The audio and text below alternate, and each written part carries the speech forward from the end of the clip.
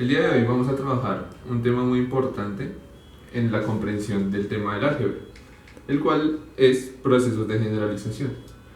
Como ven en la parte superior tenemos una secuencia de figuras geométricas, las cuales tienen un contorno de cuadros, sin tomar el de la mitad. Como vemos, para la primera figura la componen 8 cuadros, 3 cuadros superiores, 3 cuadros inferiores y 2 cuadros intermedios. Para la segunda figura se cumple lo mismo, pero con 4 cuadros superiores, 4 cuadros inferiores y 4 intermedios. Y así sucesivamente para cada una de las figuras.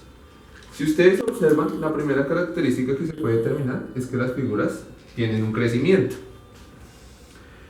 Este contexto geométrico que estamos viendo acá, también es posible verlo desde un contexto simbólico o numérico. Como vemos, para la primera figura tenemos 8 cuadros, para la segunda figura tenemos 12 cuadros y para la tercera figura tenemos 16 cuadros. La pregunta inicial de nuestra clase empieza en saber cuántos cuadros tiene la figura número 20. ¿Sí? Entonces, teniendo esto claro, vamos a empezar a determinar unas características que tiene la secuencia y a partir de esto determinar cuántos cuadros tendría la figura número 20. Una de las posibles estrategias sería dibujar cada una de las figuras hasta la figura número 20 y contar la cantidad de cuadros que tiene la figura número 20. Aunque este método no es tan viable, porque si ya no nos preguntaran por la figura número 20, sino nos preguntaran por la figura 1.000.000, ¿cuántos cuadros tendría? Sería un poco difícil realizar este proceso. Entonces, lo primero que vamos a mirar es algunas características que tiene la figura. Si ustedes se dan cuenta, la primera figura tiene 8 cuadros, 3 superiores, 3 inferiores y 2 intermedios. La segunda figura tiene 12 cuadros. Si vemos, hay una diferencia de más 4 entre la primera y la segunda figura. Para la tercera figura tenemos esta misma característica. Tiene 16 cuadros, por lo tanto, entre 12 y 16 hay una diferencia de 4. Pero, ¿qué parte de la figura está determinando ese crecimiento? Entonces, si ustedes se fijan, las esquinas de la figura se mantienen. Cada una de las figuras tiene 4 cuadros en su esquina. Se cumple para esta, se cumple para esta y se cumple para esta. Entonces, creo que las esquinas de la figura no están cambiando. Tal vez lo que está cambiando son los cuadros intermedios que hay entre cada esquina y esquina. ¿Sí? Entonces, para la figura número 1 tenemos un cuadro en cada uno de los lados del cuadrado. Pero para la figura número 2 tenemos 2 cuadros en cada lado de la figura.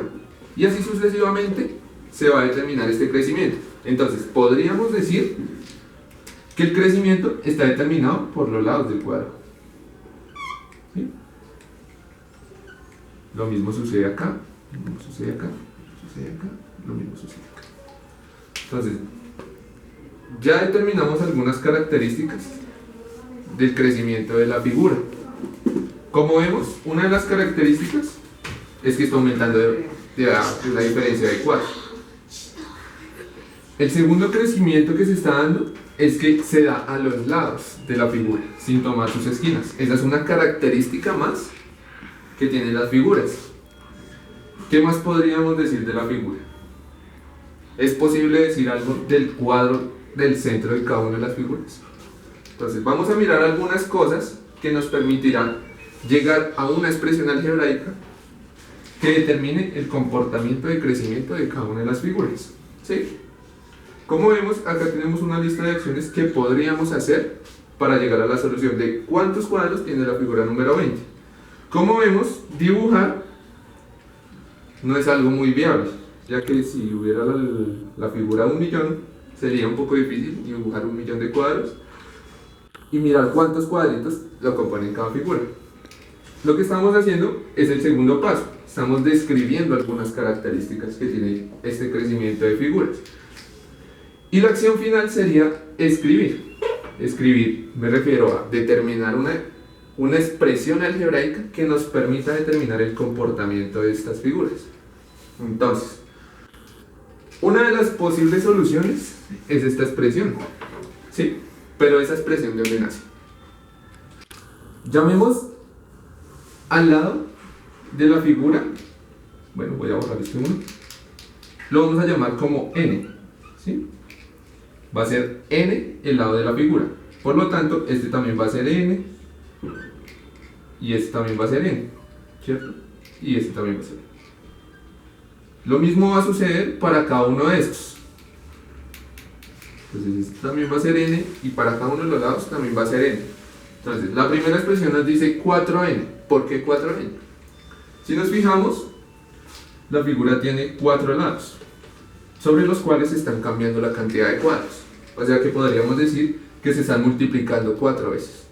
A eso se refiere este 4n. O sea, n más n más n más n. Eso nos da 4n. O podríamos saber que si tiene 4 lados, pues 4 por n, pues 4n. Ahora, este más 4, ¿de dónde nace? Este más 4 es la constante de las figuras. Es la característica que nunca cambia, las esquinas. Siempre tienen 4 esquinas. Siempre tienen 4 cuadros en sus esquinas. Entonces, este más 4 es la cantidad de cuadros en las esquinas. Entonces, como vemos, esta es una posible expresión que nos determina el crecimiento de las figuras, ¿sí? Tenemos una segunda expresión que podría decirse que es equivalente a la primera, pero ya vamos a explicar por qué. Determinemos ya no los lados del cuadrado como n. Vamos a determinar a n más 1, ¿cierto? N más 1, ¿cierto? Que es el cuadro intermedio más la esquina. Entonces va a ser n más 1. Por lo tanto, este va a ser n más 1. Este va a ser n más 1. Y este también va a ser n más 1. ¿Sí? Entonces, esta nos dice que es 4 veces n más 1. Y tiene razón, porque estamos tomando estos dos cuadritos, ¿sí? N más 1 más n más 1 más n más 1 más n más 1, ¿sí? Entonces estamos tomando 4 veces esta cantidad. Entonces podríamos decir que si conocemos este lado, n más 1, y lo multiplicamos por las 4 caras, por los 4 lados que tiene el cuadrado, llegamos a esta expresión. Y una última expresión que va no en torno más, no va más centrada en torno al contorno de la figura, sino va más en cuanto al área, es esta. Entonces podríamos decir que para toda la figura, esto va a ser n más 2, ¿sí? N caracterizamos como el cuadrito intermedio en esta o en esta. Y más 2, ¿por qué? Pues porque estamos sumando las esquinas, ¿sí? Como sabemos que el área de un cuadrado es base por altura, o bueno, de un cuadrado en este caso es lado por lado, el de un rectángulo sería base por altura, podemos decir que n al cuadrado va a ser el área total del cuadrado.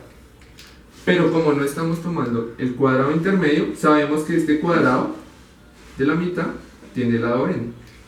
Por lo tanto, sabemos que el área de ese cuadrado de la mitad tiene área n cuadrado. Esta también sería una posible solución que nos podría decir cuántos cuadrados tiene la figura número 20.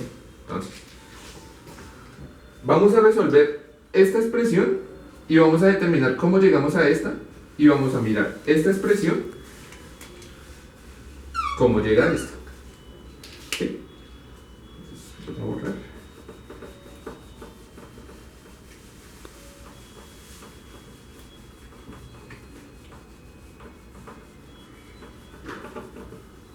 Si tomamos la primera expresión, que era 4 por n más 1, aplicando la propiedad distributiva, tenemos que n por 4 va a ser 4n, y 4 por 1 pues va a ser 4. Entonces aplicando la propiedad distributiva, llegamos a la ecuación inicial que habíamos planteado.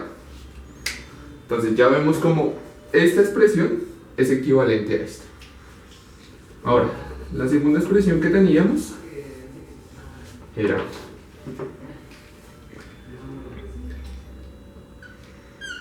n más 2 al cuadrado menos n al cuadrado. Si resolvemos este cuadrado que tenemos acá, tendríamos que n más 2 por n más 2 menos n va a ser igual a. Entonces, la misma característica de la vez pasada, del ejemplo pasado. Aplicamos la propiedad distributiva para resolver esto. Entonces, n por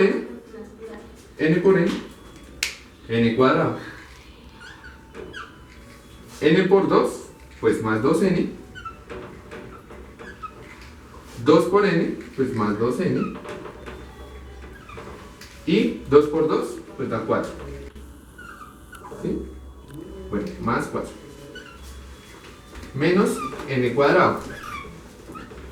Si vemos y simplificamos esta expresión, tenemos que n cuadrado se va con este negativo n cuadrado. Y si sumamos estas dos expresiones, nos queda 4n más 4. Por lo tanto, llegamos a la misma expresión inicial que habíamos tenido.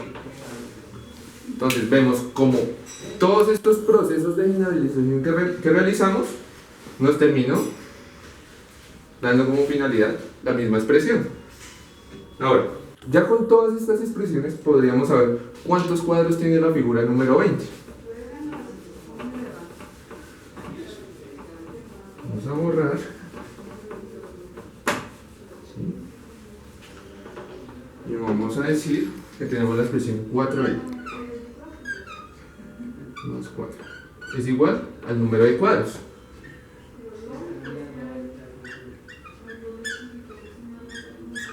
Entonces, si reemplazamos a n por el número de la figura, vamos a obtener el número de cuadros. Entonces, reemplacemos a n por el número de la figura. Sabemos que queremos saber cuántos cuadros tiene la figura número 20. Entonces, reemplazamos 4 por 20 más 4. Y esto nos da 4 por 20, 80 más 4. Para un total de 84 cuadros.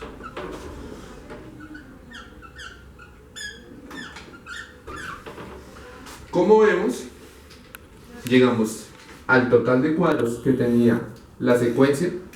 Bueno, como vemos, llegamos al total de cuadros que tenía la figura número 20, de la cual queríamos saber.